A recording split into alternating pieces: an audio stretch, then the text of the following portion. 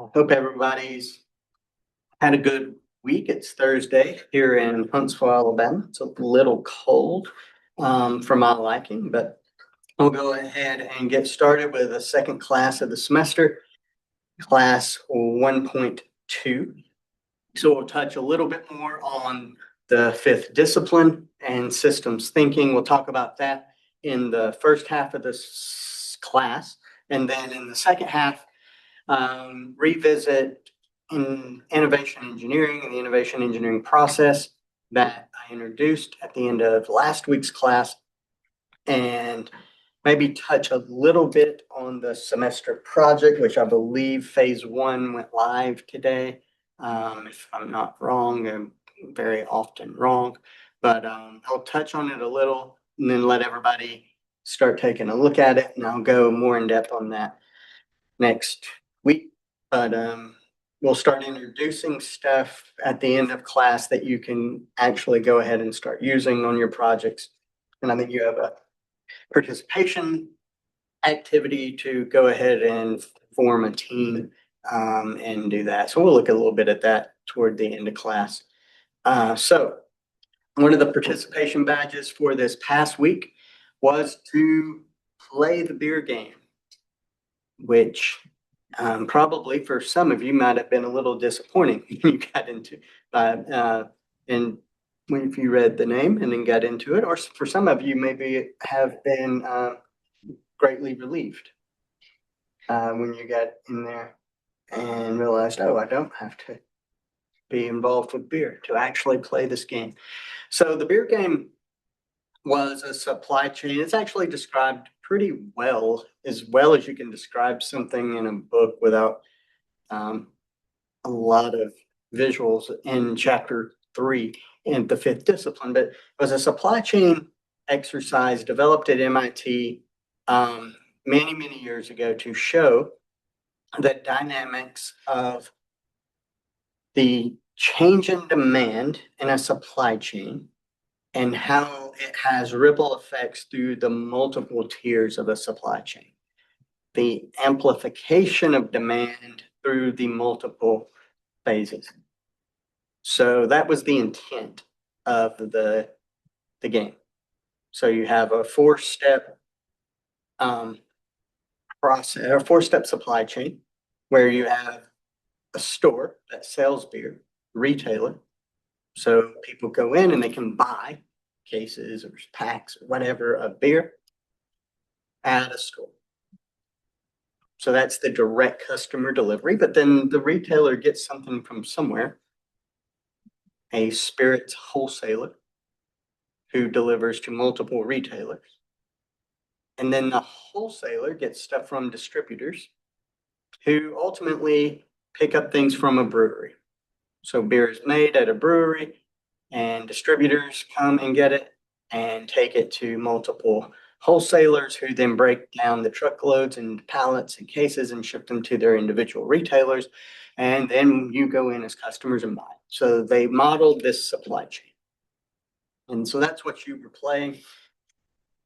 I have found and changed multiple versions of, so before the phenomenon that was COVID-19 in the spring of 2020, which was my first year as full-time faculty, by the way. So like you get introduced to this weird world of academia and get adjusted to it in like a semester, fall of 19. I'm like, well, this is different. Like this is a different speed. And then the next semester, like the world changes completely, right? And the rules change. And so the very first time I taught this course, we actually did so now probably 80% of my classes, for every class, 80% of the students are online or distance learning, and maybe 20% are in person. And when I first started teaching in the department, it was the opposite. Like I had a few online, but most people were in person. And so we played a version of the beer game in person. It was you could physically make transactions and ship and pass, and you could see it with your own eyes as it happened. And so then after COVID, I was like, how do I mimic that now that we're online? And I found a few online versions of the beer game because it's a well-known thing that's been around, like I said, for a good while. And so I don't remember, every time I find one a couple of years later, it will like have been, it'll like, they'll end up wanting you to submit way too much information to get a free account, or they'll either like the site will be so bogged down it's hard to play. But I think this one kind of went pretty smooth.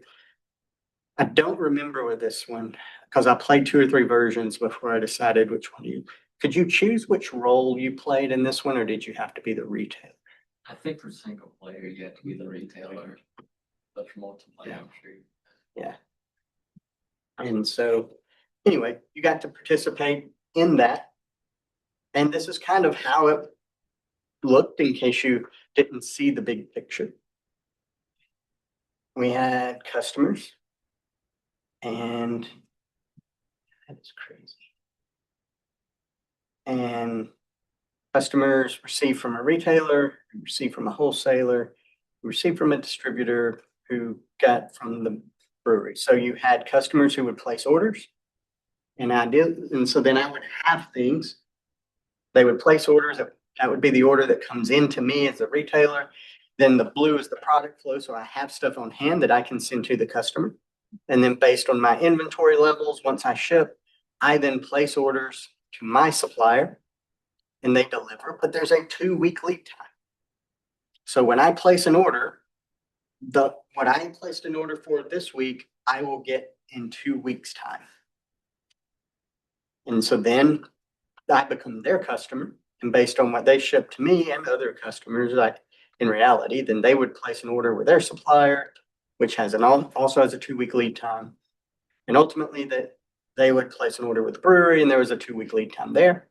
And it was a 2-week lead time when the brewery needs to make more to actually make more.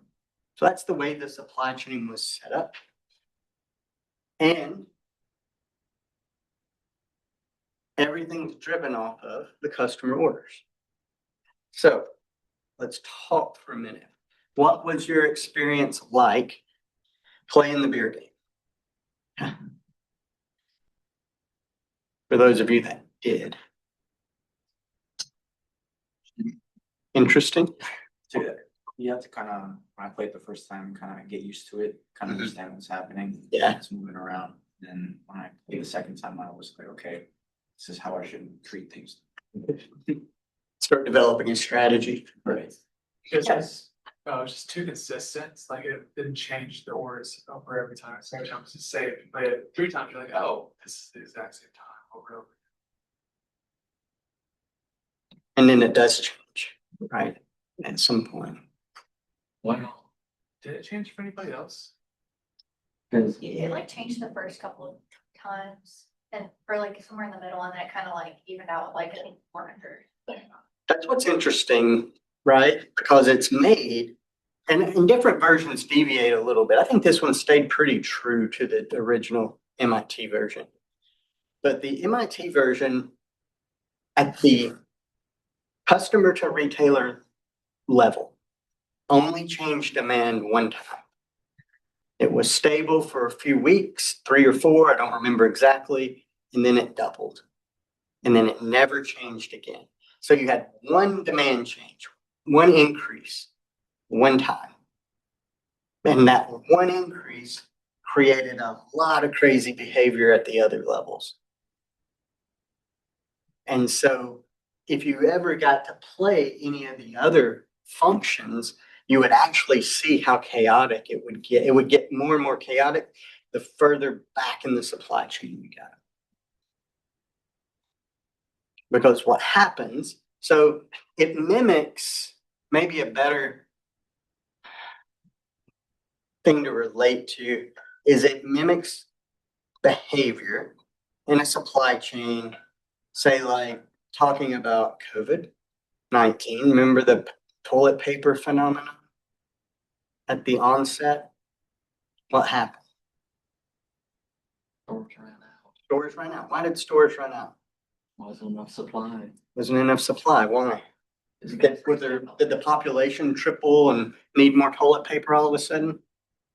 What happened? Why did demand go up? Why were we selling? panic. Panic, right?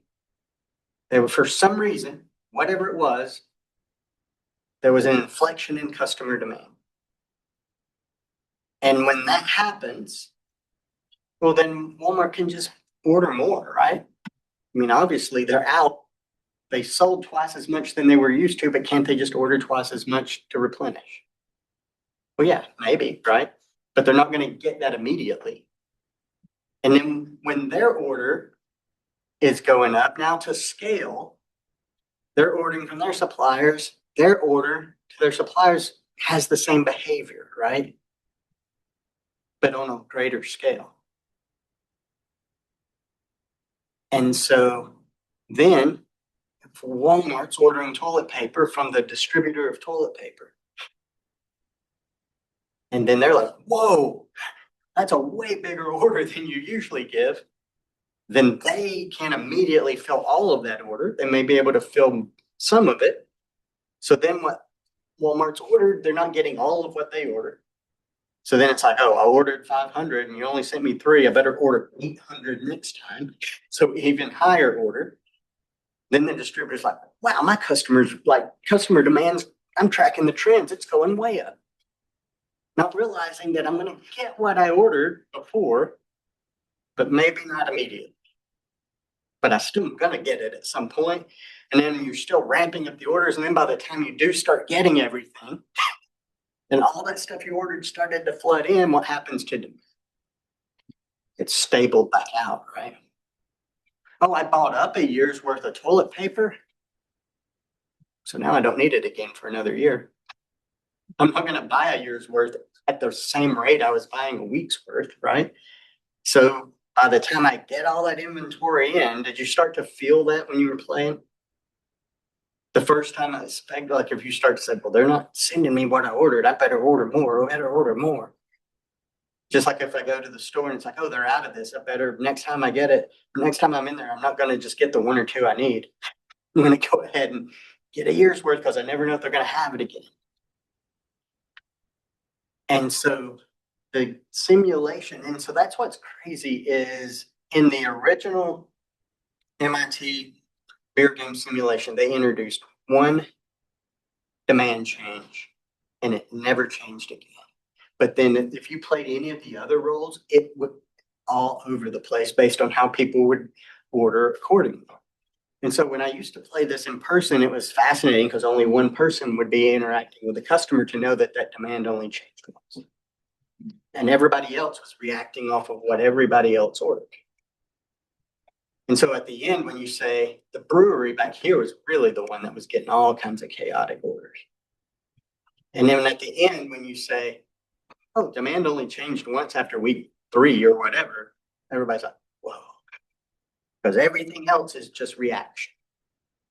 In the book, doesn't it talk about like why the reason by, let's say, twice as much to accommodate the order? It's like the wholesaler orders like 3 or 4 times as much. Yeah. And so it's like, even though it's a change in 2, by the time it's the brewery, it's like a 15x change. Yeah. And they called it the bullwhip effect. Because I'm going to see, I don't know if I'm going to be able to do this or not. Try. What might be, never use this pencil.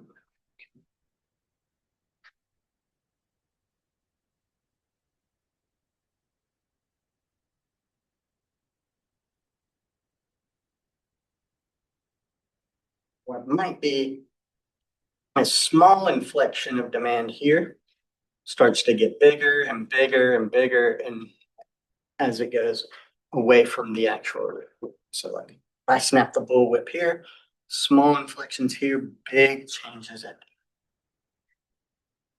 It was interesting because even knowing some of these effects and like purposely not trying to be very reactive, all the way to brewery, it still was a huge spike, even when I was keeping my stuff steady as steady as I could. They were dealing with it further down the line, right? And later, so by the time you stabilized, everybody else, the further away from you, they're still in chaos. And it was interesting because And they don't know you've stabilized. Yeah. So they're still planning for this crazy guy's gonna, all of a sudden they're gonna order this forever. And like even when I started to optimize for like quick stability, it actually made things worse on the total costs because like the brewery and to a lesser extent the distributor overshot. And then when I had stabilized, and so like nothing was changing, it killed all the oscillation in the system to where now they were stuck with a lot of extra inventory and there was no way for them to get rid of it. Yeah. You know, and so they were just stuck with extra inventory that even though I very quickly stabilized, they were still feeling the effects. Yeah. You know, beyond the timeline of the game. Right, and so there's some lessons with that all those are great observations. And so the lessons from the beer game that for us, like the original intent was understanding amplification of demand through the different tiers of a supply chain. But in the fifth discipline, he's using it for a bigger lesson of understanding how structure influences behavior. And when we realize that how we define ourselves as part of the system has an effect on our behavior, and our behavior drives events and how those are related. And then also that structure in human systems is hard to tell and see sometimes. It's complex. And leverage of how to improve very often comes from not doing things harder, but thinking about things completely differently. So the traditional thinking is, remember one of the learning disabilities from last week was I am my position. And so if we have this system, the customer places orders. In my system, I have an inventory or a backlog, and that dictates my ability to fulfill those orders and give them the beer they want. And then my inventory and backlog also dictates the orders that I place, which ultimately dictates what I receive. And that's our system. But the traditional thinking is me as the retailer, this is all I can control. I can control my inventory, my backlog. I never know what customers are going to order. But when they do, I do my best to send it to them. I can control when I send it out, and I can control what orders I placed, but I never know when the supplier is going to give me what I asked for. And that's the traditional view, as I can control this, and I only can influence this. And so in systems thinking, the challenge is to say, is that true? Or can we really look and say, I can actually influence things, other parts of the system? Whereas in the traditional way of thinking, it may have been easy for me to just blame those parts without looking at what I could influence. And that for me to succeed, I need to be able to communicate up and down the supply chain. And so would that not also apply to the other tiers? So here's the fascinating part, and regardless of the ways I've seen this play, like I said, we played it manually in person.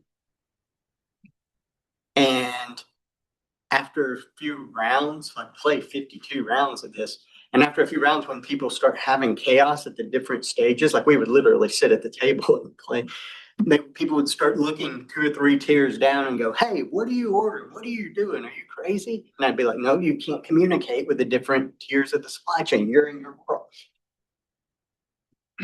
Then I've tried it playing online with groups, like where people would be on Zoom and breakout rooms playing together, and I would drop in and they would be communicating with each other, thinking they're beating the game. Or like you were saying, in this situation, you could actually see what was happening at the other tiers, right? But that's the whole point. If I can have that visibility, if I can communicate, if I can influence with the other pieces of the supply chain, I myself can make better decisions. And does not make the case for the fact that we should expand our view of the system from saying, I never know what my customers are going to order. I know what I order from my supplier, but I have no control over when I get it or how much I get when I do receive it. And say, you know what, actually, I can't have influence over that. And if we communicate across tiers, maybe we can make better decisions for all of us. So it's the difference in saying, I'm reacting to events. Oh, customer demand went up. Don't know why. Crazy people.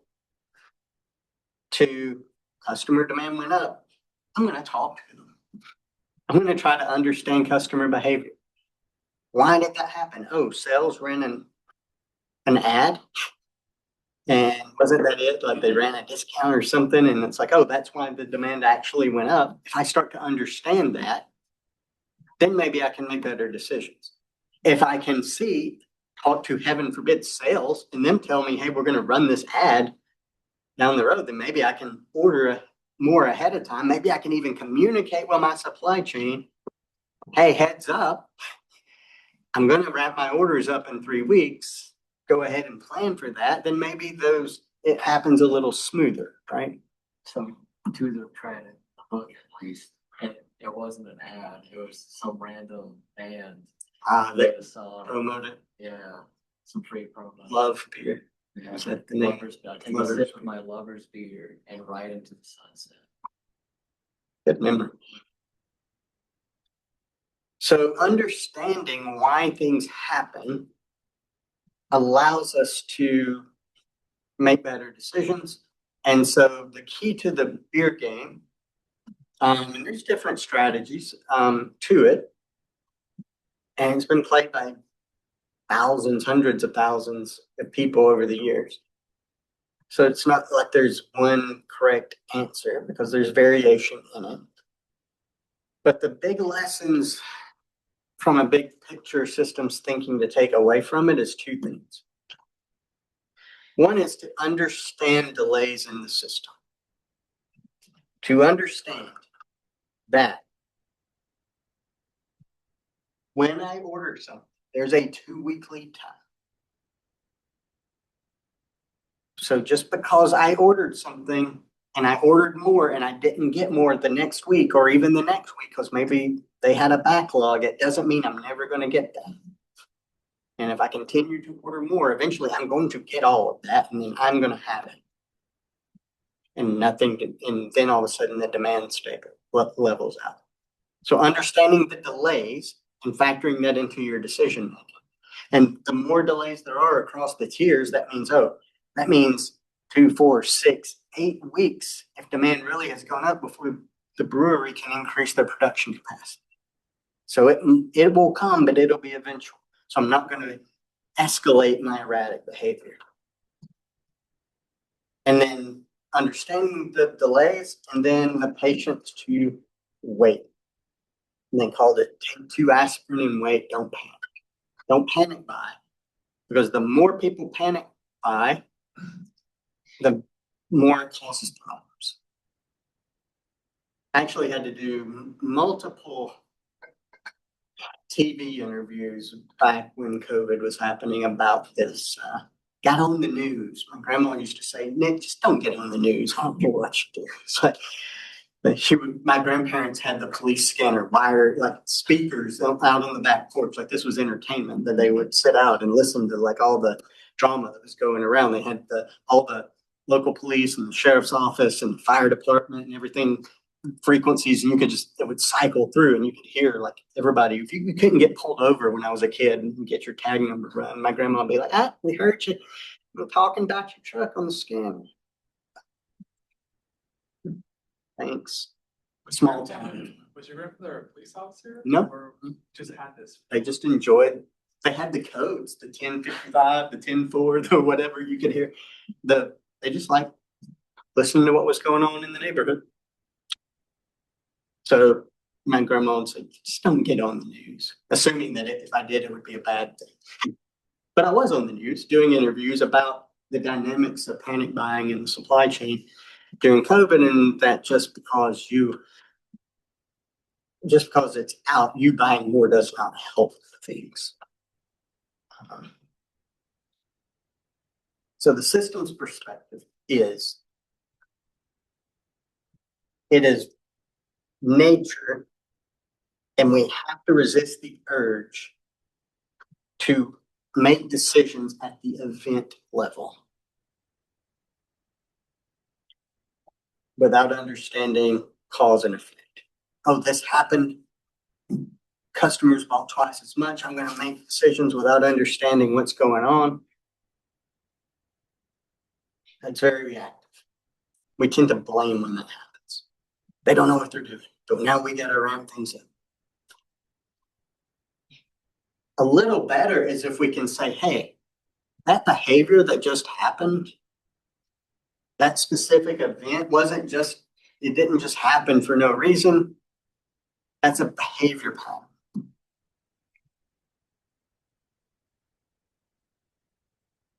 Talk about panic buying.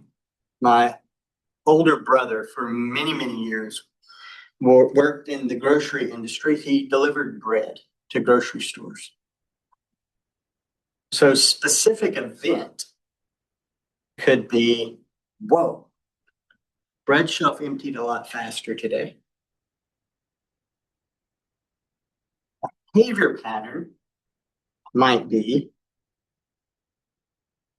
two things. One, oh, it's 4th of July. People like to grill out. The behavior pattern is people buy more bread 4th of July. That's something I can see, right? That doesn't surprise me. The 4th of July is about the same day every year. It doesn't surprise me. So he could order ahead. He can understand that. But then there's also behavior pattern. Oh, people bought a lot of bread, specific event. Behavior pattern, panic buy. Why? Oh, it's Alabama and they forecast snow. People lose their minds. They go to the grocery store. They buy bread and they buy milk. And that's the structure. Both of those are two different structures that could have led to the same behavior pattern. Systemic structure, calendar, 4th of July, leads to warmer weather. People wanting to grill out. Specific event, they buy more bread on the holidays because people are off work. It's nice weather. So I could respond to, oh, more bread without understanding why and start buying more from the bakery. And then start stocking it every day like it's going to be the 4th of July. And then all of a sudden it's not. Or I could understand the structure and go, this is temporary and it's going to level back out and this is what it's going to look like. Or specific event, bought a lot of bread, behavior pattern, panic buy. Didn't see it. It's not the 4th of July. Why the heck are people buying more bread in February? They're not going to be grilling out. Oh, snow. Forecast. Didn't see that coming. Might have to do a temporary adjustment, but I still don't want to start ordering from the bakery like they're going to forecast snow every day. But if I can understand the structure that leads to the behavior pattern that lead the specific events, instead of just responding to the specific events, I can make better decisions. That's the systems perspective of thinking. And so that's why systems thinking is the 5th discipline of the things that we need to establish a learning organization. So the 5th discipline, the book, is about the art and practice of this thing called a learning organization. So we talked about last week, individuals learn. We learn new skills, we gain new knowledge from the very day we're born all the way through. Then groups of individuals or teams, we talked about that last week, and we said teams grow and get better or worse over time. Teams have the potential to grow. Been on a team that has talent and never got better. I've been on teams that maybe have less talent, but learned and grew and got better and learned to work with each other as they went. Teams can grow in the right environment, just like individuals. And then organizations or groups of teams. So organizations can learn and grow as well. That's the idea of the learning organization. And then in the fifth discipline, they said, that's great. The learning organization can be a real thing, but we have to have these 5 disciplines for it to be a thing. Team learning, shared vision, mental models, personal mastery, all those have to exist. And then the fifth one that ties it all together is systems thinking, which means here's how the other 4 work together. So that's what the book is about. And we'll talk about each of those disciplines throughout the semester, but that's the whole goal. And so we said a learning organization needs to have those 5 disciplines, but then we also introduced at the end of last week that just like with individuals, there can be disabilities that hinder us from learning. Well, these 7 things, if they exist in organizations, can also hinder the organization from being a learning organization. And we talked about each of those. So to counter and better understand the learning disabilities, in chapter 4, I believe it is, we introduced the first discipline of the 5 disciplines, which is actually the 5th discipline, systems thinking. And he introduced 11 laws of systems thinking that we need to understand to start to develop this new mindset. And the new mindset is to look at the bigger picture, not just our piece of it. Understand the bigger structure, not just the individual events that are happening around my little. And so they introduced 11 laws of the 5th discipline. And I shared an article as well in Canvas about the applying the 11 laws in a case study. So I just wanted to touch on some of them, discuss them a little bit, because I think they're good food for thought. One is to understand that there is a good chance that today's problems exist because of yesterday's solutions. If there's a lack of systems thinking, and a lack of systems thinking needs to be able to identify that. So I believe last week I talked about, pretty sure it was in here. I was talking about working at a company that had called us in to do process improvement, and they were in the Denver area, and they made telescoping manuals. So they had these arms, people would go up in a bucket and cut limbs off trees or whatever, work on power lines. Like they made the arms that go to the company that makes those lifts. And so they had one process that was a plasma steel burning table that burned parts. Then there was a step that kitted parts, and then they would do some shipping and assembly maybe after that. There was multiple steps. And so the company went in and we wanted to improve the burning process because they were not able to burn enough parts. So we went in and we worked with a team. And we implemented a solution. Do that. And we almost doubled the production of that one process. Solution fixed the fact that they were not able to make enough parts. Do you remember what happened? Do you remember me telling the story last week? What happened? Next process got backlogged. Yeah, about a month later, called back, hey, we're burning way too many parts. The next process at kitting can't find what they need. They're having to move X stuff all over the place and dig and hunt. The day's problem came from yesterday's solutions if we don't look at the big picture.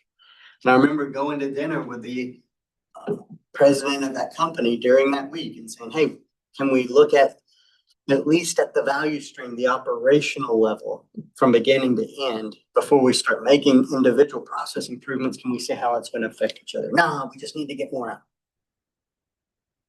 Implemented point solutions led to more problems. But if you can learn to see a bigger picture, maybe we're implementing the right solutions at the right place while considering how it's going to affect other people. And that's a major component of systems thinking. And very often, and this is going to be another law later on, but the time between when an action is taken and its consequence, the further the time between those two is, the less likely we are to associate that they happen because of each other, or that the cause led to the effect.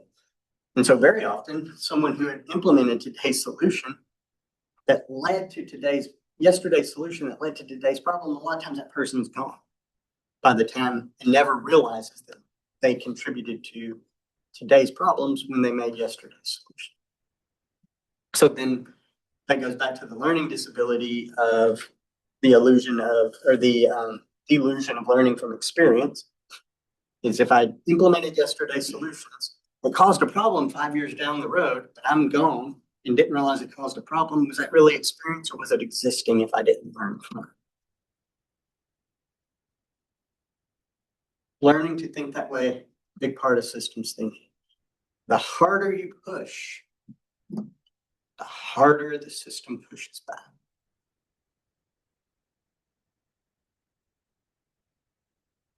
They use the good example of, I've got a bad habit, smoking. I'm going to quit. Well, man, when I was smoking, it sure suppressed my appetite. Now that I'm not smoking, I'm gaining weight. Well, that makes me feel worse about myself. Now it makes me stressed. You know what relieves stress? Smoking. So then the harder you push, sometimes the harder the system pushes back instead of actually helps alleviate things. So a lot of times, this used to happen with me, and I still struggle with it. Coming from the industry where like it really isn't an option not to do something. You put in the extra work, you get things accomplished. And so like when I come into academia, like that's the way I was. I'm like, if I work hard enough, eventually, like I will get everything done because it's not an option not to. And I remember one of my colleagues who later became my boss and department chair, Dr. Golston, and he would be like, Nick, you're stressing yourself out. You have to, in this world, you have to let some things fall through the cracks before people stop piling things on. And that just makes sense in my head. And I'm like, no, you don't let things fall through the cracks. People will give you the help when they start seeing you struggling. The harder, the more you get done, the more they'll put on. Like the hard. And so that's one of the laws too, is understanding that I guess you can't run a horse harder. At some point, there is a limit to that. When we implement temporary systems or temporary fixes, things will get better temporarily before they permanently get worse down the line. And that happens when we don't solve problems at the root cause. When we try to treat problems at the symptom level without understanding the root cause and fixing it there. So one of the examples I give a lot of times in class is so much of this is how we frame the problem to begin with. If I go home and I look in the garage and there's a spot of oil under where I usually park my truck, I've got a couple of ways that I can frame that problem. One is if I look at the symptom, oh, there's oil on the floor. I can fix that. I can keep oil from getting on the floor. I'll just put a piece of cardboard under my truck. Fixes that problem. I've fixed the symptom. There is no more oil on my garage floor.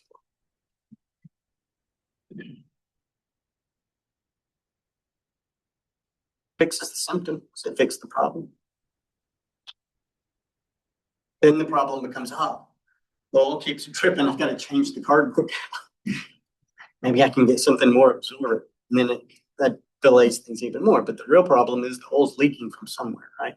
And then I've got to drill down and go, but that's closer to the root cause, but the oil leaking is also not the problem. The oil's leaking because something's loose, and I've got to get into the engine and figure out where it is. And if I can fix that, all the symptoms go away.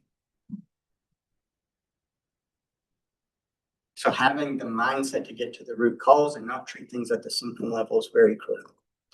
Because the further you go just treating symptoms, the more severe the problem becomes down the road at the root cause level. I'll give you an extreme example. And I'm only going to tell this because it was in my two truths and a lie. I believe. We did that in this class or no? We did it in Cincinnati. So I think my true truths in a lie was I speak fluent Russian. I've been threatened by the Secret Service and I've been in a coma. So I do not speak Russian, unfortunately. I want to learn one day. I think it'd be a cool skill to have. But I did end up in a coma one time. Has anybody been in a coma?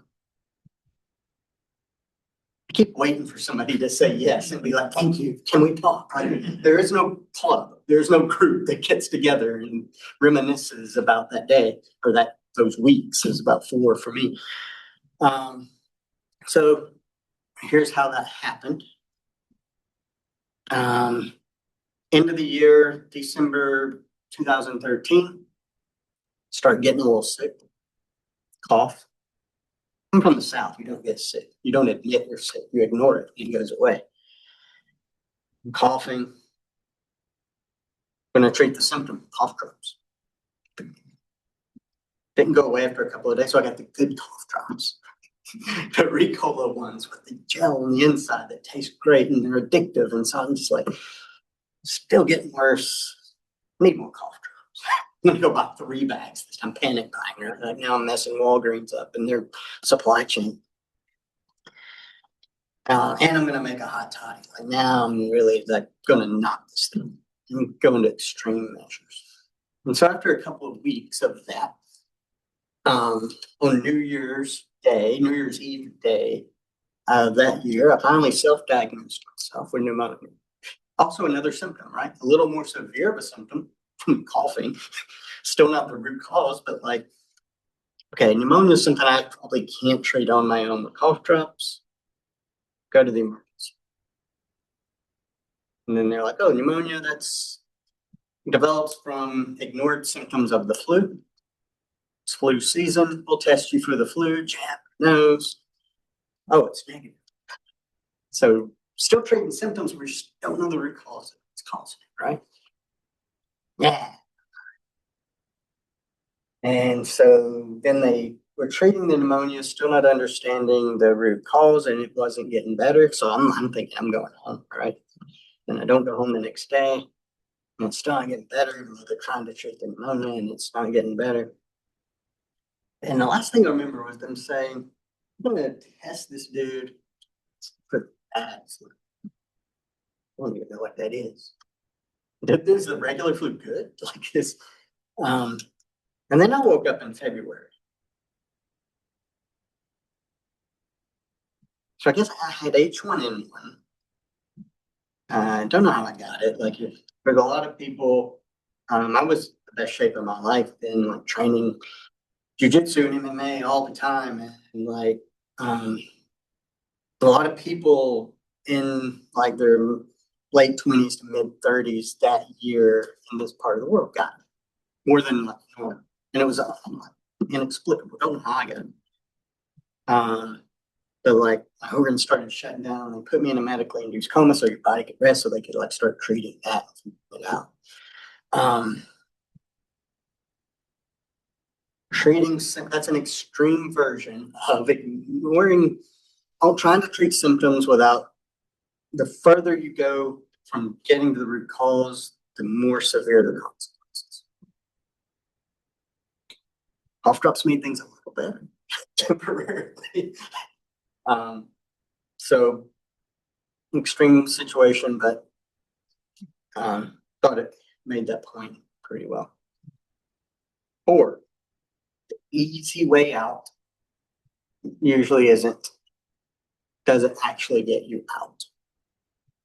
Get you into more trouble. And I love the example they used in there. There was someone who late at night walks by this drunk guy under a street light doing what drunk people do, looking for things.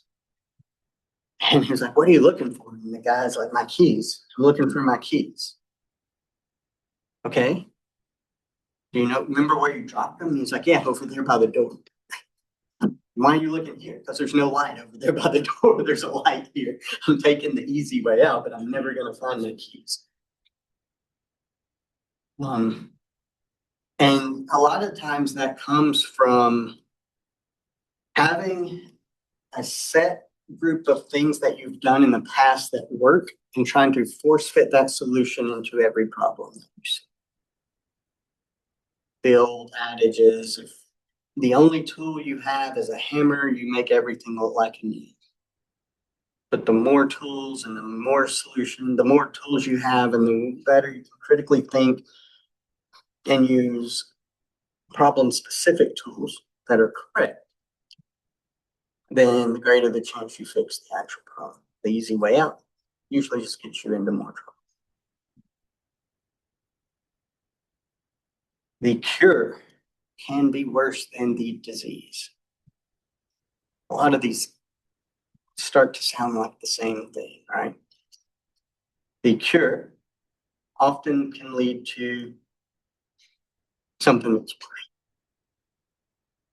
kind of a lot of bad things too. I have a real good friend that I trained jujitsu with who developed this chronic, he had a chronic disease that caused a lot of nerve pain, neurological pain. And I remember talking with him one day about different treatment options that he had. And once he wasn't going down that road, once he had tried it, and it was using opioids and that were prescribed prescription opioid pain medication, Oxycontin type stuff. And I remember him saying that it helped. It alleviated the pain. As a matter of fact, this stuck with me. He said it's really easy to get addicted to not being in pain.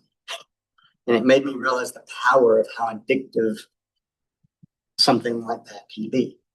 Because at some point, the cure for his chronic pain become an even worse addiction that was leading to crazy behavior. It's like, hey, I can't go down that road. Well, sometimes the cure can actually be worse than the disease. Number 6 kind of ties into a little bit the parable of the bold frog we talked about last week, but it's the law of the 5th discipline of the slower is faster and faster is slower. Slow is fast, fast is slow. The old parable, the tortoise and the hare. Sometimes if we get in a hurry, we tend to treat symptoms, we overlook root causes, we have to go back. If we move too fast, we have to go back and fix again. Whereas if we are methodical and we understand the situation and we are slower, then usually once we do something, we are more likely to fit the root cause and know how we do it. So slow and steady versus fast and stop, go back, fast and stop and go back. Slow is fast, fast is slow. Touched on this one a bit ago, but this is really, to me, one of the biggest lessons from the 5th discipline. Cause and effect are not always closely related in time and space. And the further they are apart, the less likely we are to associate the two. And the less likely we are to associate the two, the more likely we are not to learn from it. So understanding delays in the system. When we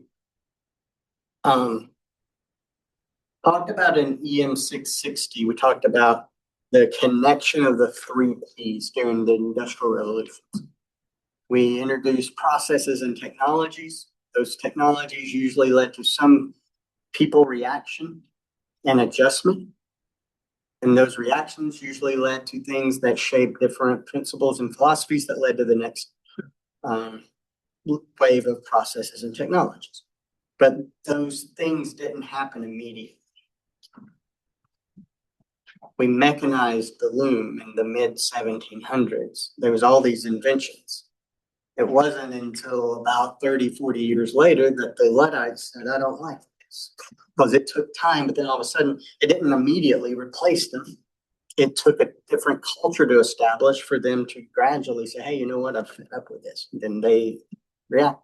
And then it didn't immediately, when they reacted, cause changes in laws and new technologies. There was delays between each of those causes in effect. And over the span of 100 years, then that same pattern happened again the next 100 years. But if we can start to understand the delays, we can start to predict what might happen and adjust what we're doing in the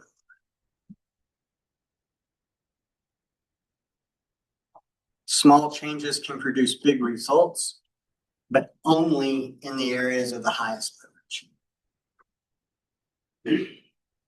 So, and a high percentage of us, I think, in this class and in this program, are in the engineering discipline. And in engineering, pretty much every engineering discipline, you have the joys of taking statics, right? So if I have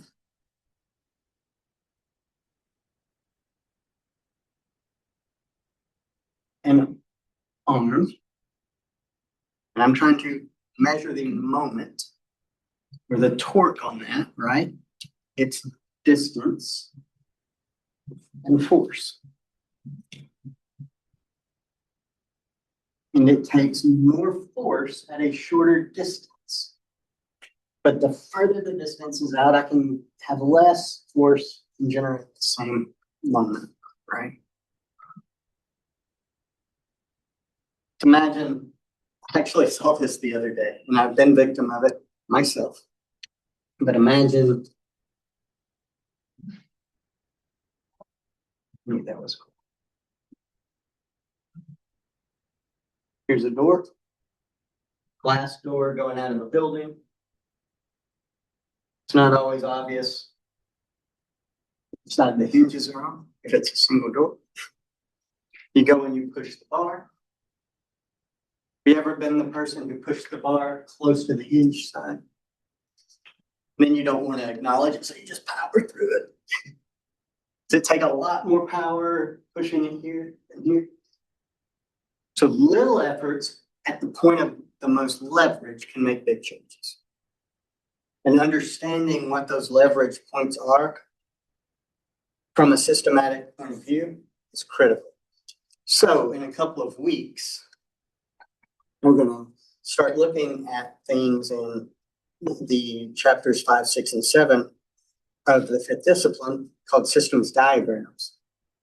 And we'll start making them, but they're also represent recurring themes in nature that we can apply to different aspects of industry. And it also points out areas of leverage that if we apply efforts at that area, we can make small efforts to make big changes. Or we can put a lot of effort into areas where there's not big change and not making it. So understanding where in a system to apply leverage can be very effective. So we'll talk about that. In law number 9, you can have your cake and eat it, just not at the same time.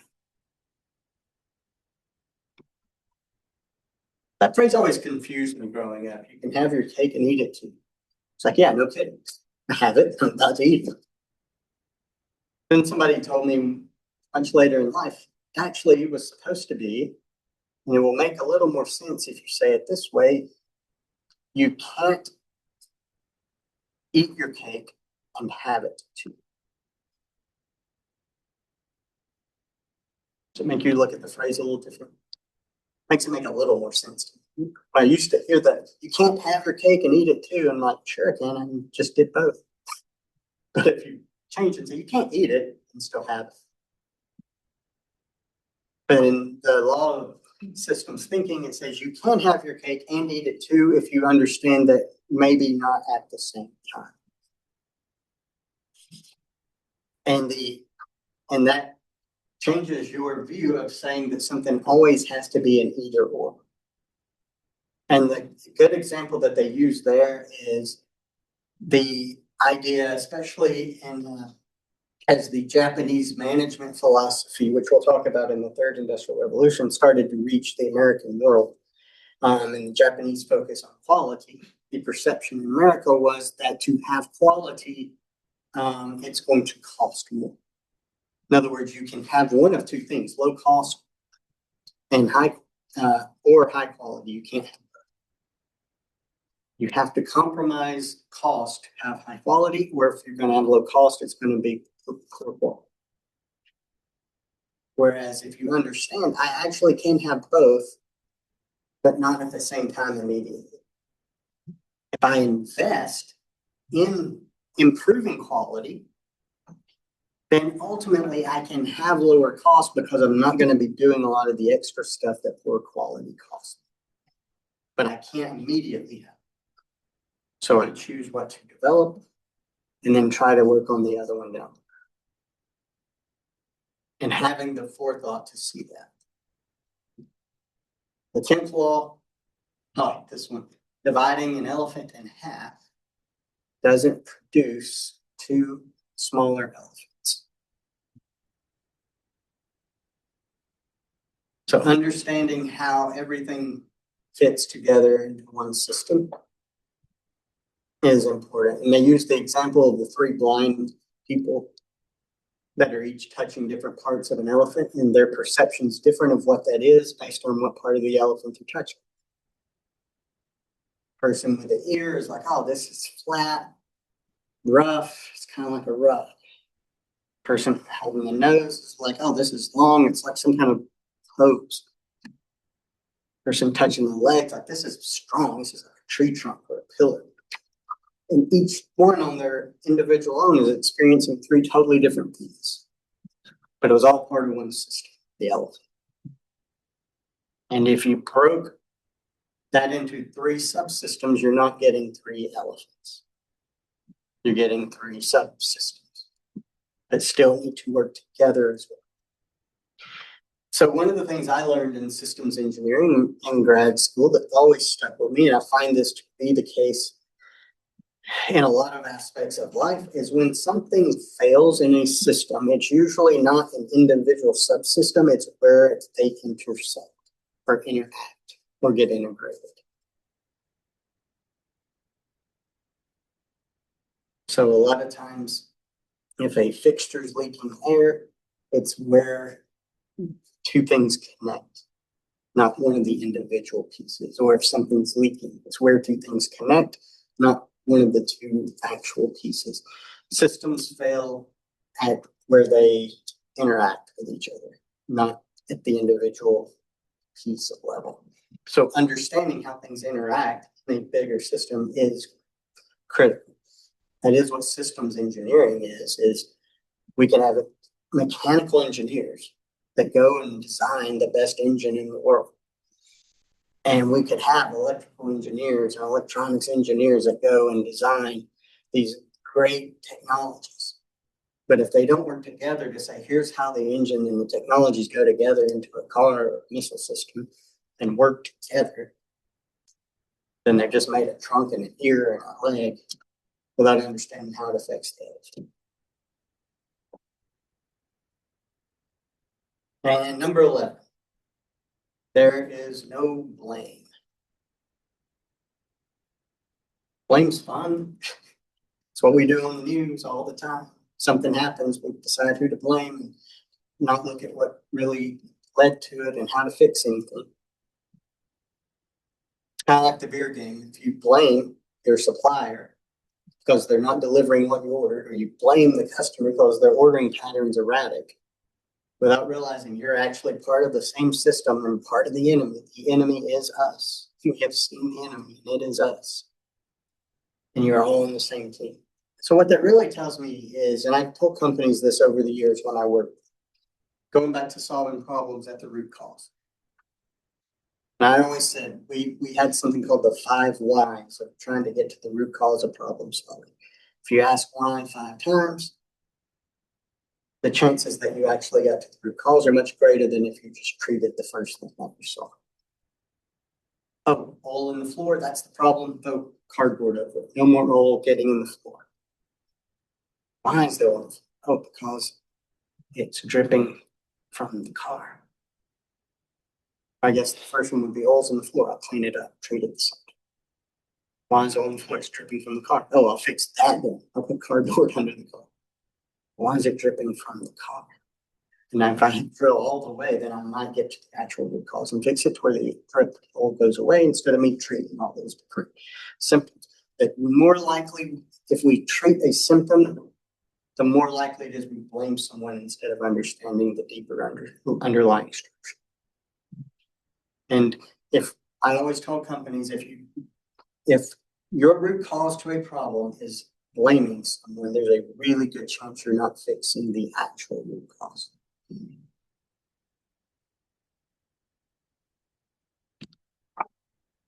So instead of asking who, when trying to figure out what the problem was, who did this, ask why did this happen? Focus on actions that you can change, not people that you can change, who would come into the same bad system and make the same mistake.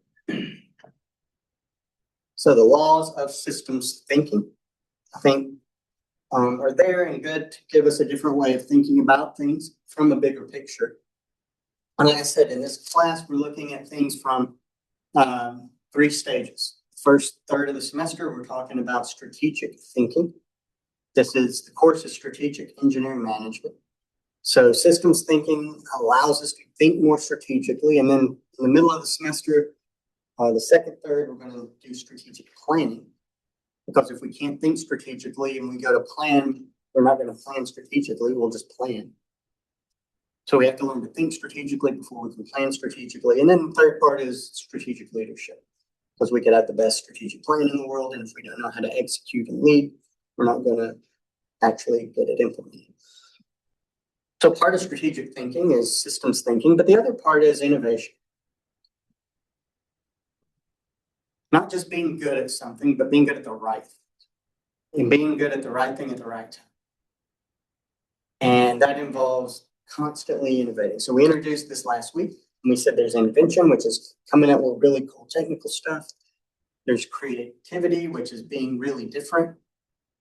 Bringing those two together to say, I've invented something really cool that's really different, that somebody needs. That's meaningfully unique. That's innovation. Innovation needs to have both. It needs to be meaningful. In other words, it addresses a problem that someone cares about, that is interested in using it. But it also has to be unique. It can't fix the same problem that everyone else fixes, or that the term we used last week is we'll be fighting in a red ocean with everybody else trying to sell the same thing or address the same thing. But if we can offer something unique, that opens up our ability to grow. So as an organization, we should constantly be, from a strategic thinking standpoint, assessing who are our customers, what are they wanting, what information, how are we gauging that, what are the products and the services that we offer to customers, what are the business processes that we use to give them those products and services, where are we at this stage on the life cycle, and at the maturity stage, we need to be reinventing ourselves before what we're doing or how we're doing it goes out of date and we get left behind. Because if we're not thinking this way, we'll have a short life as an organization being profitable. So strategic thinking is thinking about, we want to be operationally good, but we also need to make sure we're operationally good at doing the right thing. And so I introduced a system that I was trained in and have helped companies use called innovation engineering. That is a process of, with the notion of I need ideas for, and it could be new products, it could be new processes, it could be new markets for existing processes or whatever. Then we have tools to create ideas in the ideation phase. Then we have tools to communicate based on the ones we love and kill some ideas and move some through and do more and more analysis till we finally pick a good idea to bring to market that can help us reinvent ourselves. And I introduced this formula last week, and we're going to spend the next couple of classes going more detail into this. And you'll be using a lot of the innovation engineering tools and concepts on your project as well. So in innovation engineering, we have a formula. With the idea being the more meaningfully unique ideas we can generate as an organization, the more things we can generate on this left side and get through the system, the more innovative we can be. So meaningfully unique ideas, MU, we want as many of those as possible. And so, like I said last week, that means we want this fraction to be as big as possible. And you make a fraction big two ways. You increase the top, the numerator, that makes the number bigger, or you can decrease the bottom, the denominator, and that makes the number bigger. So increasing the top says I want to create more ideas, and I do that by exploring stimulus. We're going to look at what that actually means in a minute, and leveraging diversity. So that's what the S raised to the D is. So if I can explore stimulus leverage to diversity, that'll allow me to create more ideas on the front end, have more light bulbs. And then I can keep more and more of these ideas if I'm able to drive out fear by applying tools at the communicate stage to provide clarity. Oh, for this idea, is there an actual customer for it? Does it solve an actual problem? Is this actually meaningful? No, I kill it. Or yes, I'm going to move it through. Is it unique? Is there a market for it? Let's do the numbers. Let's experiment. Is this feasible? No, it's not. Or yes, it is. And we move it through. And that helps drive out fear that it might fail. So the more ideas we can generate and the more fear that we can do from learning and investigating, the more ideas we can have faster and with less risk. That's the whole idea. So I'm going to give y'all that are here about 30 seconds. And what I want you to do is I want you to just brainstorm on your own and write down if you can, or think or type into your phone, whatever your preferred method is. 30 seconds, and I want you to think of ideas for going on vacation. Got it? Okay, go.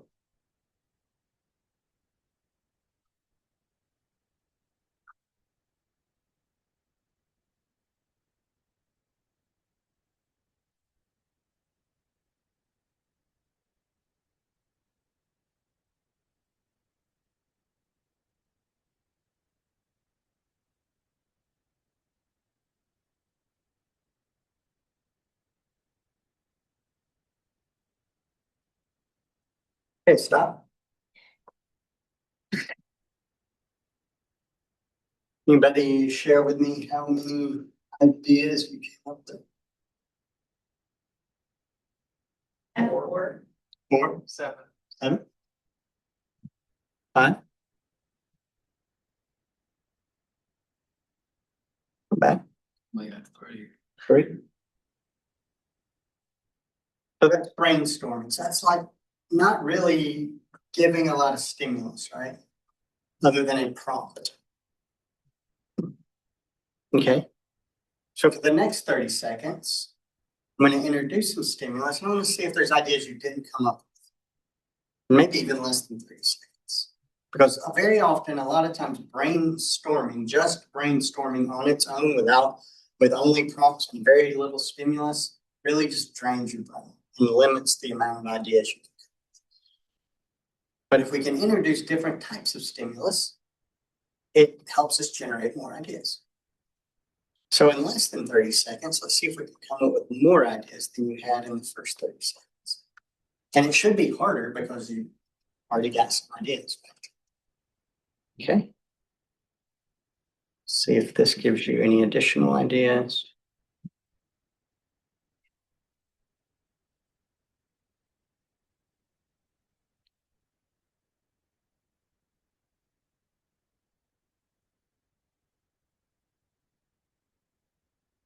Did you get any ideas that weren't on your list from before?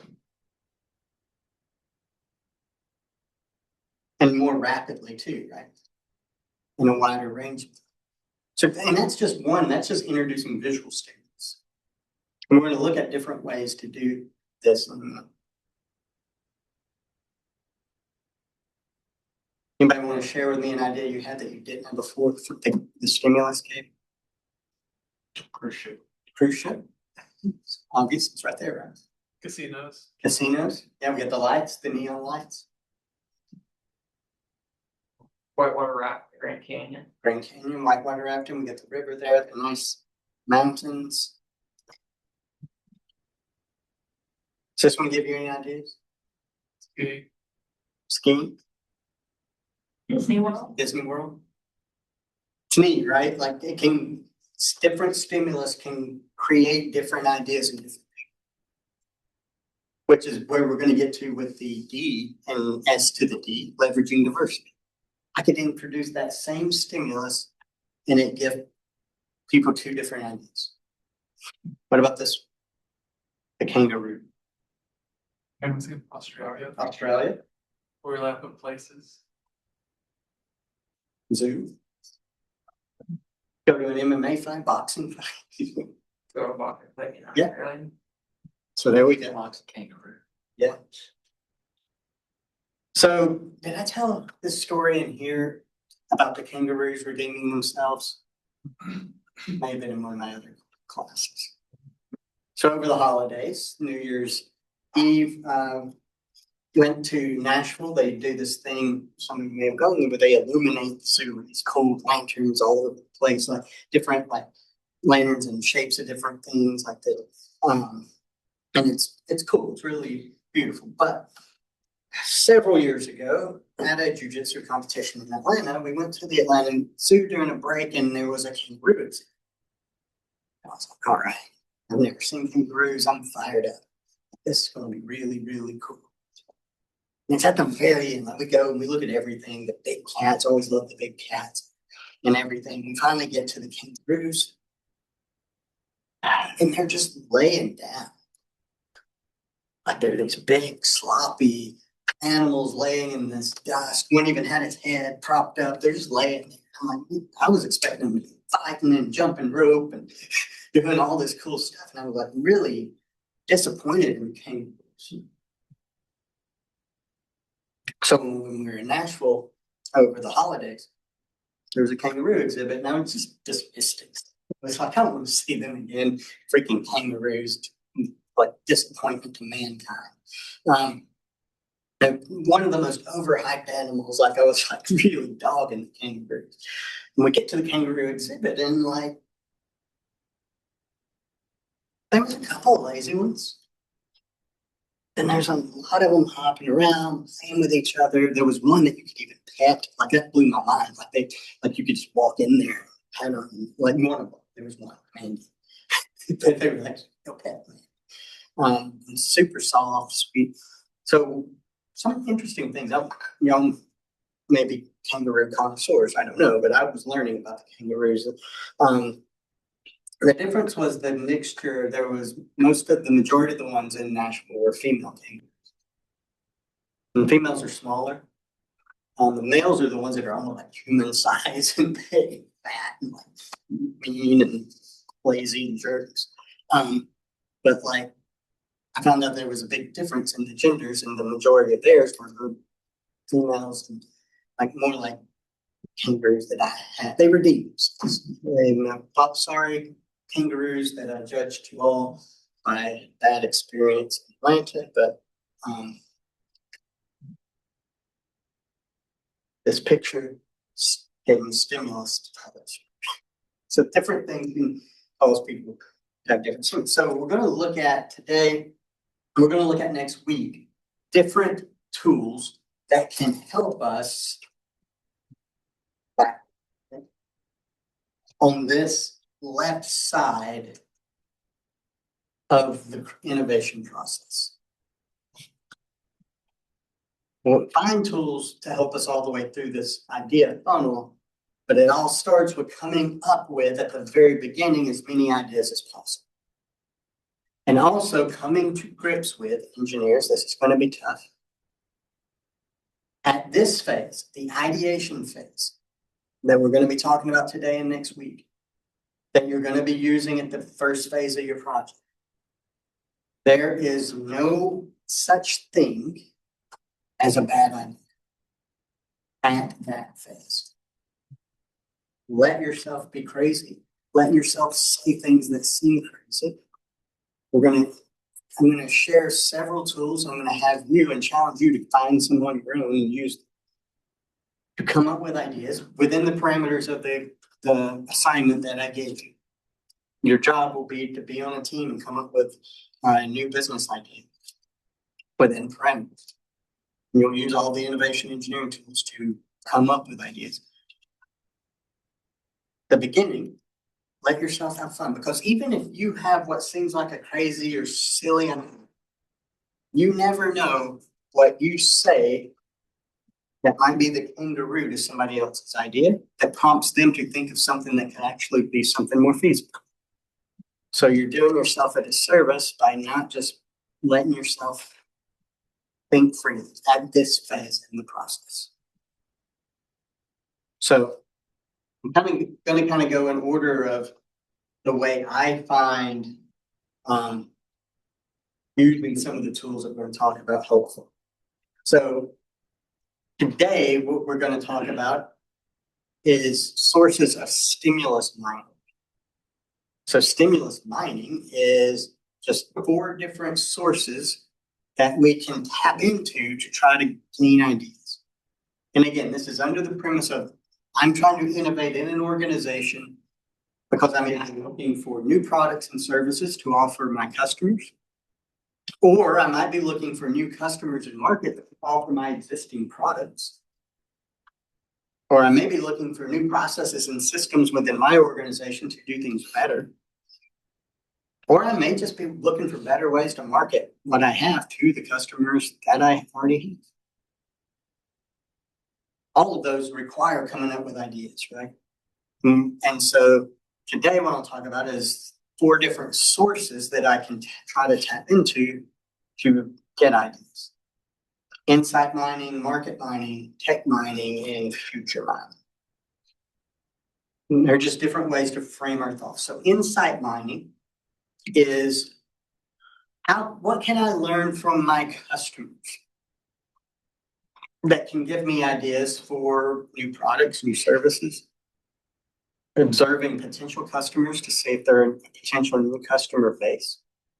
So what are some ways I can do that? One is through direct observation. I can observe my customers and their behaviors. I can observe how they're using my product or misusing my product to come up with ideas of ways I can improve it or different ways I can market it.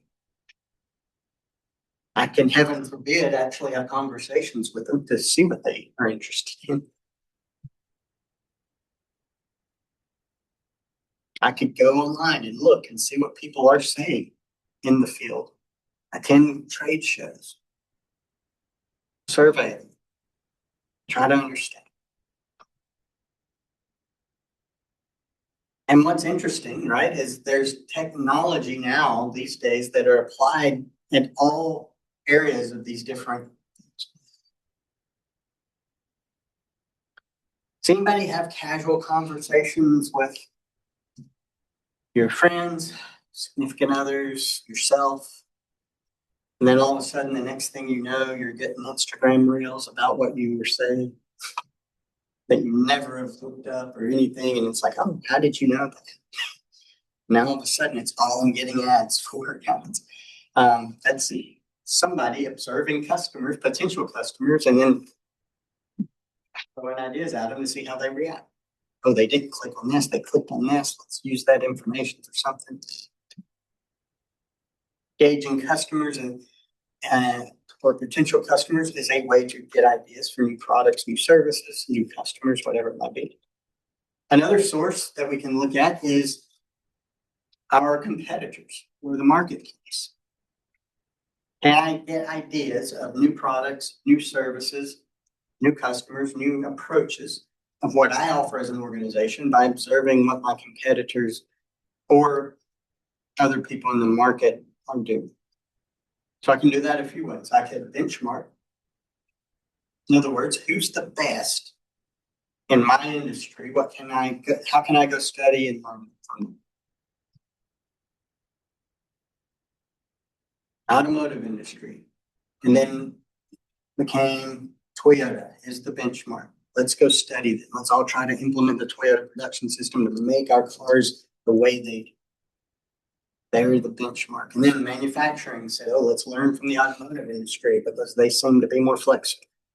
So let's go study what they do. Benchmark.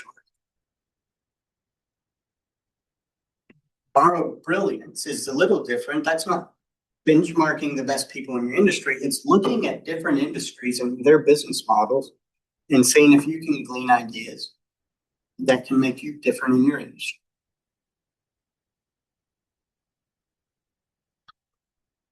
So to me, crowdsourcing is a good example of that. So Airbnb, Uber, kind of the same business model, right? Two totally different industries. But it's crowdsourcing. It's I've got something, you're wanting something, let's get together. Without going through this meeting. I've got a ride, you need a ride. Let's make an app, let's connect each other. Uber doesn't own cars, right? But they have the medium to connect. Airbnb doesn't rent out places. They're a medium that I have a place, you need a place. Let's get together. Crowdsourcing, some business model. So like I'm not have to be in the transportation business. I could be in the hospitality business and learn from the transportation business and use that as in my business model. Borrowing brilliance. What works in one industry, can I make that work in our industry? Reverse engineering. Taking your competitors' products, taking it apart, and learning how to do it yourself. Reverse engineering. Stories in the 1950s after color television came out and RCA was kind of the pioneer there. And then within a decade or so, there were no color televisions made in the US. So it was invented here. And then pretty quickly, the Japanese would buy color televisions, take them apart, figure out how they work, make them better. Reverse engineering. But the bigger concept is how can I take my competitors, almost nobody was making touchscreen phones in 2006. Everybody was mimicking BlackBerry and having full keyboards and all this, and all of a sudden the iPhone come out and magically, like everybody rolled out flat screen TVs with it, or flat screen touchscreen phones. It's like, oh, you mean everybody independently had this technology ready to bust out at once? No. But once something came out, it's like, oh, how did they do that? Can you do it better? And all of a sudden it becomes the standard. But it's ways to get ideas for your own products through what your competitors are doing. The third type of mining is technology mining. What can I learn from a technology standpoint that can help me have better ideas that I could offer? There's a lot of ways to do that. You could search patents. There's a lot of patents that are out there. Many of them never were commercialized. There's free patent searches. Some of them have commercialized and are expiring. But like you can look at, so patents is, you just have to have something a little different than something else to apply for your own patent. So getting ideas for patents, one good way to do it is to look at existing ones and think of how you can improve or do something different or apply that to something else. Searching what's already out. By the way, I say the same thing about dissertation topics. If some of you that are in here and some of you that are online and some of you that will watch this later at 1.75 speed over the weekend. So because my Southern accent allows you to speed me up and watch an hour and a half of class in 30 minutes.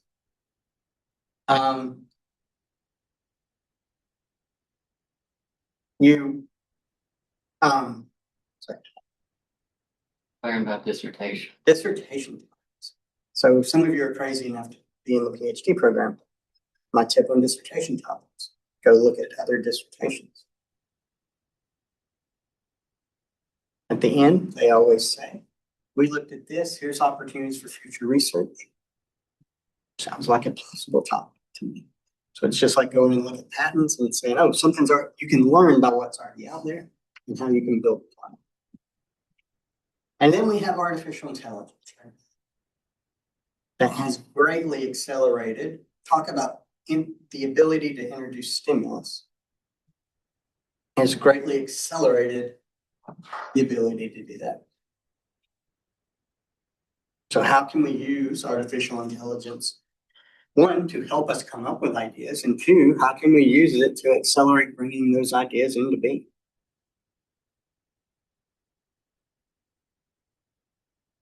I got bored over the summer.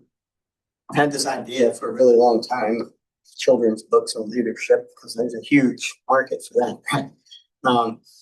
And so I was just like throwing ideas into different AIs, ChatGPT and Claude, Gemini, and I was just like throwing ideas in there. It gave me some pretty good ones. Give specifics so I don't steal. But then I was like, wow, can you write one on this topic or give me an outline? And here's the character I want, here's this other character. And then I'm like, oh, did a pretty good job of that. This is like in and out. Pretty good. Now I just need to illustrate it. What if, can you illustrate this scene for me?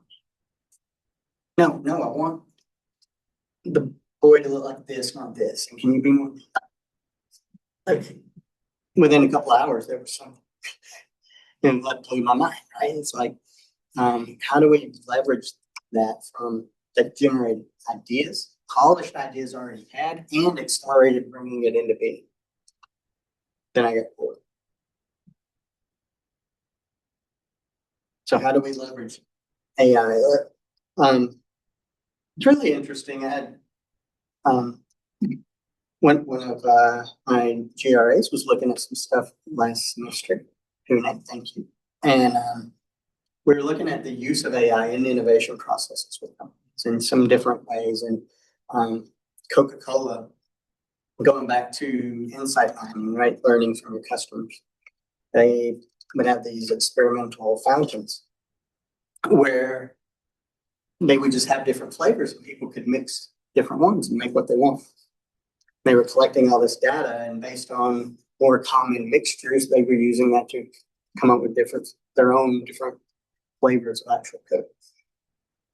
So that's one way. Using AI to market, create custom labels, custom things, one of a kind type stuff that's personalized to people is much more doable. So ways to leverage technology, asking ourselves those questions can give us ideas. And then the fourth type of stimulus mining is future mining. So future mining is thinking about trends that are out there right now and what opportunities that might open up for me in my industry down the road. And letting yourself think on a bigger scale. I have no idea where this conversation will go, if anywhere, but I'll ask. Are there any trends that are maybe on the surface now that you see in the future might be more of the norm or something bigger that could create opportunities for organizations that they may not see? Or just in general, are there trends in the future that are changing the world that you think will become more the norm?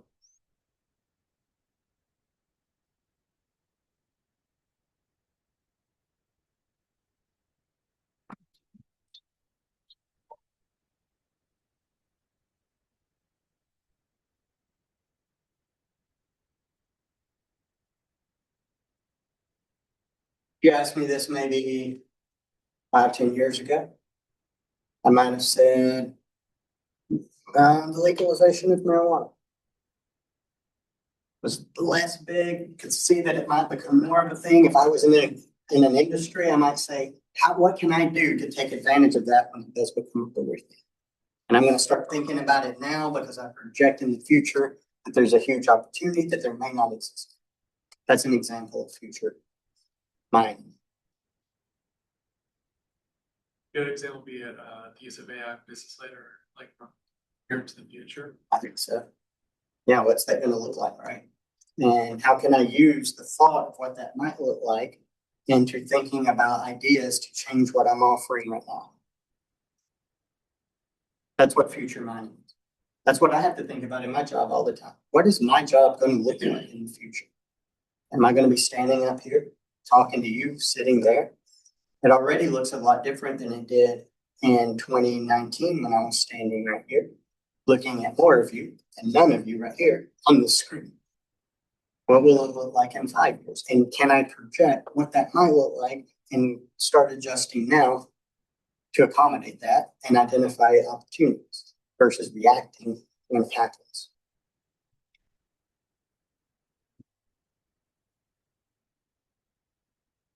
And is there ways we can take advantage of it?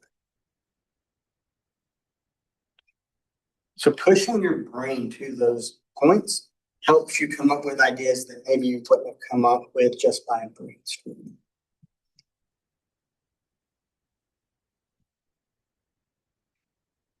I was going down the rabbit hole last night the way I do. Like I don't watch a lot of TV unless it's like live sports or something. Like I'm very annoying to the few friends I have because I don't get pop culture references. Like I've seen very few movies. I don't literally not know TV shows that are on. So like I miss all the fun inside jokes people have. So I'm like, what? I missed that. But I will like go down the YouTube. I'll turn YouTube on TV and just go down the rabbit hole sometimes. And I guess there was a big tech conference recently, so they were showing some of the cool stuff that was out there. And there's these robots now that like look very realistic. That they said in a year they'll be able to detect your emotions and react to it. It's like, wow, that's more advanced than existing engineers. Like that's actually pretty amazing. But like thinking about what's possible in the future, and does that give me ideas now for adjusting what I do to take advantage of opportunities that may not exist now, but I can foresee coming in the future. Oh, if there's going to be robots that can do that, maybe I come up with a fashion industry for robots because everybody's going to have one. And what are some accessories and things that we can sell that can take advantage of that? Go use that as an idea of royalties.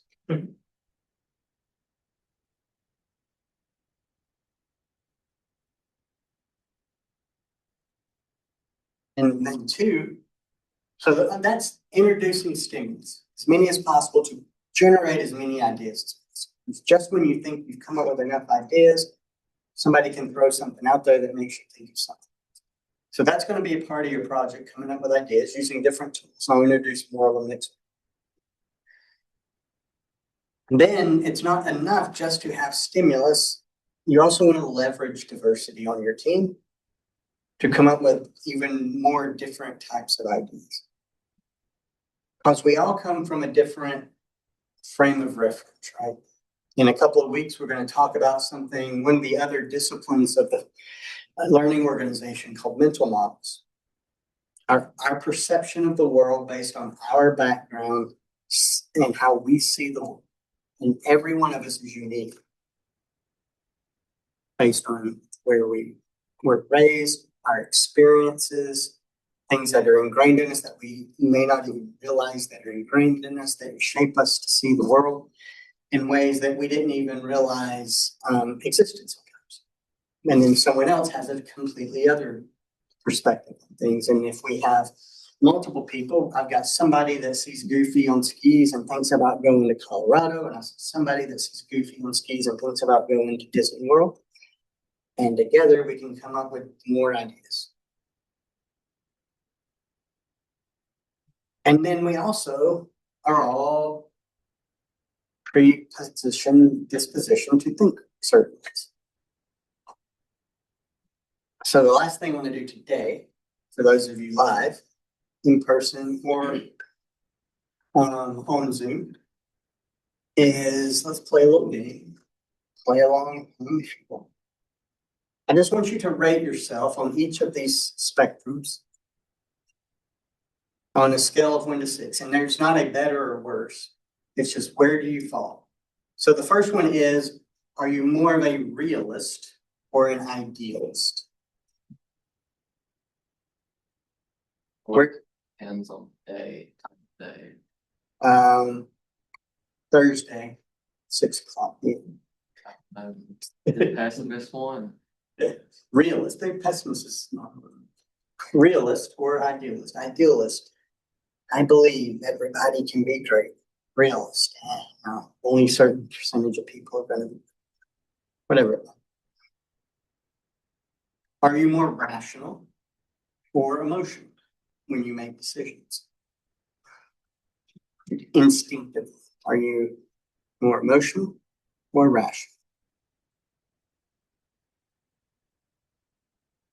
Flashing back to radical candor days, do you find yourself more process oriented or people oriented? And if you're somewhere in the middle, pick a 3 or 4. Again, this is not a better or worse, it's just understanding where you are on each of these. Do you find yourself to be more of a neat and organized person? Or a messy and chaotic person?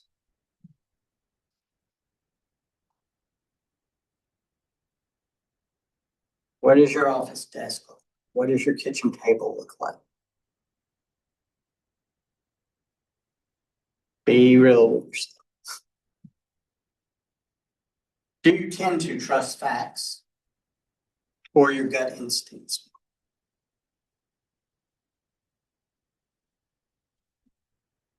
Yeah, that light's red, but I feel like nothing's coming. I feel like I'll be okay.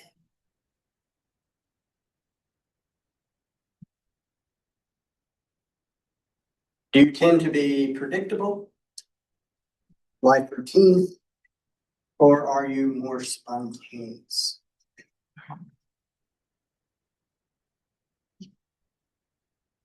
And the last one is, do you find yourself to be more logical or visionary? Think outside the box. So when you rate yourself on each of those, add them up to get a total score. And I'll give you a little bit of.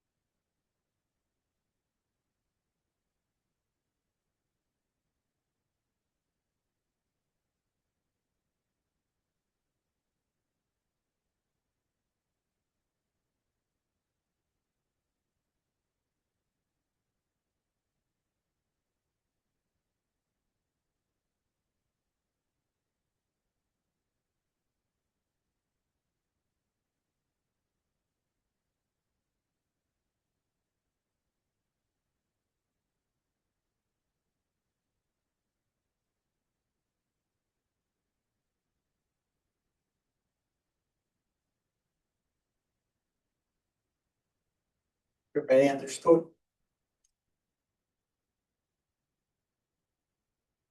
Anybody score between 0 and 25 total?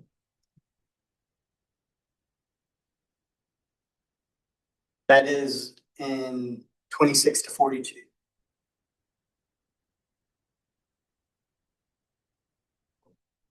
Much fewer. More We're all rare. engineers. Right, more rare. Yeah, so 0 to 25 are left brain people, which by the way makes up 72% of the population, even when you're not talking about engineers. So we're just not special. Not you or something. Logical, left brain, left side of your brain controls more of the logic.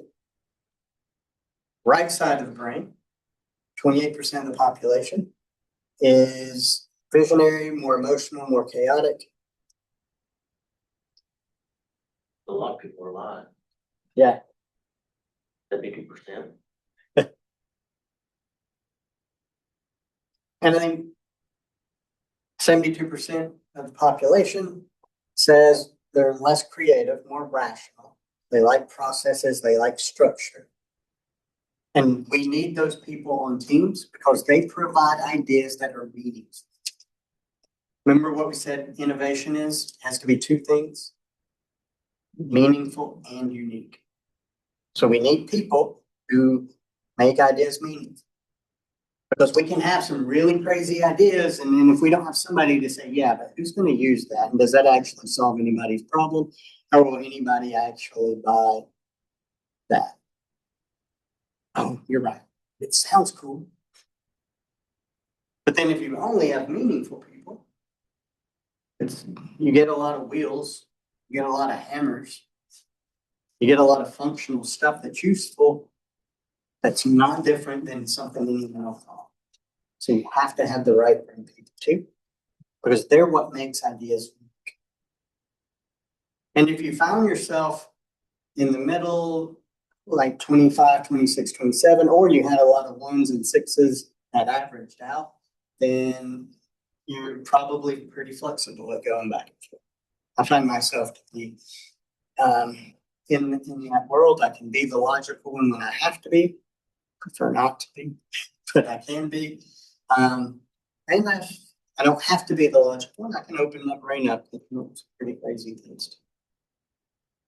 And we need both. So that's the importance of diversity. So next week we'll introduce different create tools that can be used and need to be used and are required to be used on your project. Some that work really well with logical left brain type folk, and some that work really well for right brain folk, because we want to introduce tools to help both types of people.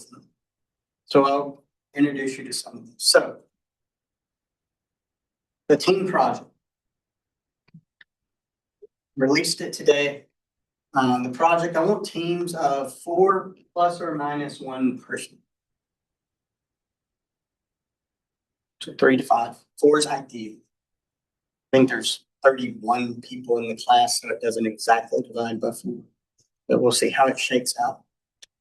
I'm going to start with letting you have a participation activity to either create a team or join a team. So the way you do that, on Canvas, you can go to people.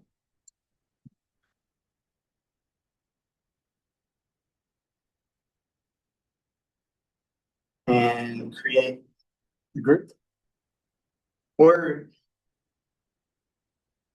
And we can give it a name. Set the number to 4. And can also go, and if someone's created a group, you can join it if it isn't 4. So utilize that. I'll give you a week or so to do that on your own before I interview. Hopefully I don't have to. But if so go either create a group, join a group. If you know people, you can get together. I want you to have say so. I'm not going to force you to be on groups, but if you also need help, I'm happy to facilitate that. I'll give you a week or so to do that. The project will be due in 3 phases. Phase 1 will be due in about a month, 5 weeks. And phase 1 is where you will use different innovation engineering tools to come up with innovative business ideas within the parameters of the assignment that I gave you. So take some time to look through the assignment. I'll give you that, and then next week, after you've looked through it all, we can discuss it more and I can answer questions. Phase 2, once you'll narrow down the ideas at the end of phase 1 into a couple that you want to move forward. Phase 2, you'll take those ideas and dig deeper, do some competitive analysis. And at the end of phase 2, you'll pick one to move forward to phase 3. And the last half of the semester, you'll develop a strategic plan using tools we introduced in Module 2 to bring that in. So you'll be applying the things we introduced throughout the semester on the project as we go. This is 40% of your grade. So what does that mean? Means don't treat it like you might have done other group projects in the past. I give you almost no homework in this class. So think of this also as your homework consistently throughout this. Consistently be engaged. Create a team board on Miro. I have that linked. And again, I'm gonna let y'all do this for a week and then we can look at it next week, but on the assignment, you can find the assignment in module 1. Here's where you can earn the badge by creating a team, joining a team, and then each team create a Miro board. So go to Miro.com. You can sign up for free. Log in. What's up? I think it's a free account that you get when you create 2 teams. And at least I already made 2 teams. I can make a Miro. So you only, From my understanding, I've tried to make the. you use it for other things. That's my favorite, you know. Can Yeah. you like the team and then make for you? Or you used up to active team. I mean, I can discontinue them. I didn't see a way of shutting them down. But I can look around for more. It's something I kind of checked out. What if you can use your alias Miro team? Alias UH? So you have your username, right? Like LW, whatever, LKW, da, da, da, da. And then you also have Landon.Womack probably. The, Try creating an account with that. Didn't know you were a chronic Miro user. I didn't know it was that popular. I thought it was the only one making people use it. I forget what all I think I made them and then no one used them. They're really cool. Should have logged in to show what it looks like. I'm not gonna do that in front of everybody today. We'll look at it next week. Play with it. Have your questions ready. We'll talk about the beginning of class next week. Go create or join a team. Look over the assignment. Get your stress levels up. We'll talk about it next one. How's that sound?